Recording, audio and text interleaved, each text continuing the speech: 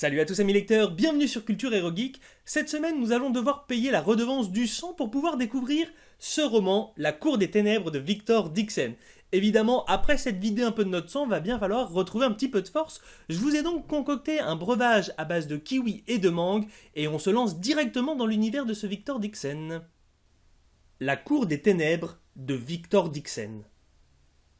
À la Cour des Ténèbres, le moindre faux pas se paye le prix du sang. En l'an de grâce 1715, le roi Soleil s'est transmuté en vampire pour devenir le roi des ténèbres. Depuis, il règne en despote absolu sur la Vampiria, une vaste coalition à jamais figée dans un âge sombre, rassemblant la France et ses royaumes vassaux. Un joug de fer est imposé au peuple, maintenu dans la terreur et littéralement saigné pour nourrir l'aristocratie vampirique. 3 siècles plus tard, Jeanne est arrachée à sa famille de roturiers et catapultée à l'école formant les jeunes nobles avant leur entrée à la cour. Entre les intrigues des morts-vivants du palais, les trahisons des autres élèves et les abominations grouillant sous les aurores de Versailles, combien de temps Jeanne survivra-t-elle? Jeanne Froidelac est une jeune roturière de 17 ans avec un esprit de chasseuse et elle vit avec sa petite famille, ses 2 frères, son père et sa mère, en Auvergne, dans un petit patelin, et malheureusement pour elle, sa vie va basculer du jour au lendemain à cause des vampires. En effet, dans ce roman La Cour des Ténèbres, les vampires règnent d'une main de fer et prélèvent la taxe du sang sur les pauvres bougres tels la famille Froidelac. Et ce que ne sait pas encore Jeanne, c'est que toute sa famille, ses frères, son père et sa mère, mènent la fronde en secret contre les vampires, et c'est malheureusement ce qui va les mener à leur perte.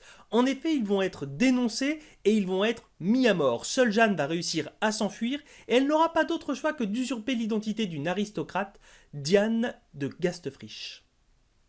Et grâce à cette usurpation d'identité, notre jeune Jeanne, désormais Diane de Gastefrisch, va avoir l'opportunité d'intégrer une école qui forme les jeunes aristocrates pour être formés à intégrer la cour du roi et obtenir ses faveurs. Et grâce à cette occasion, Jeanne y voit très clairement la possibilité d'y exercer sa vengeance, tuer le vampire qui a détruit sa famille. Mais bien au-delà de tout ça, et au fur et à mesure de l'histoire, son objectif va changer. Elle va se rendre compte qu'elle a même une possibilité encore plus grande. Via un concours à l'intérieur de cette école, la Gorgée du Roi, elle va pouvoir se rapprocher du roi et elle a une nouvelle idée en tête, éliminer le roi des ténèbres.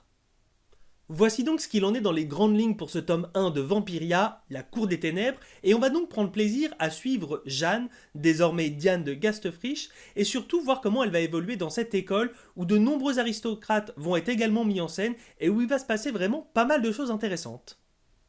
Et on va avoir affaire ici à un roman uchronique fantastique autour de la thématique des vampires et dans un style young adulte. Et je tiens à préciser que personnellement je suis pas fan de la thématique vampirique que je trouve très classique. On la retrouve énormément dans la littérature fantasy fantastique et c'est pas ma tasse de thé de façon générale, mais ici c'est bien mené. Et du coup j'ai pris un petit peu de recul vis-à-vis de cette lecture et je me suis rendu compte qu'il y avait énormément d'éléments classiques. Déjà on va suivre une jeune femme de 17 ans très téméraire, c'est un profil de personnage qu'on retrouve beaucoup. On sait qu'elle n'a qu'une seule obsession en tête, la vengeance, autre thématique, qu'on sait très classique. On sait également que c'est du young adulte et une thématique vampirique, très classique également. Et on va avoir, comme tout bon roman ceci dit, mais de façon très classique, des amourettes, des amitiés, des ennemis, des intrigues, des retournements de situation. Il y a évidemment tout un lot d'événements qui vont se dérouler, mais qui sont, ma foi, très classiques et nécessaires à une bonne lecture. Et malgré tout ce classicisme, il n'y a pas à dire, le roman est très bon, il y a une bonne plume, il y a une bonne dynamique, on va apprécier suivre les personnages, et comme je le dis, même si c'est très classique, on va être captivé par le récit. On voit très bien que ici, Victor Dixon maîtrise son sujet, et franchement c'est ce qui m'a fait adhérer à cette lecture. Et sur ces bonnes paroles, amis lecteurs, la vidéo touche à son terme, mais je vous rappelle bien évidemment la lecture du jour. Il s'agissait du tome 1 de Vampiria, La Cour des Ténèbres de Victor Dixon, que j'ai accompagné aujourd'hui d'un petit breuvage à base de kiwi et de mangue que voici, et que vous pouvez bien évidemment reproduire chez vous. En attendant, il ne me reste plus qu'à vous souhaiter un bon visionnage, une bonne lecture, et on se dit à la semaine prochaine pour la prochaine vidéo lecture. Salut!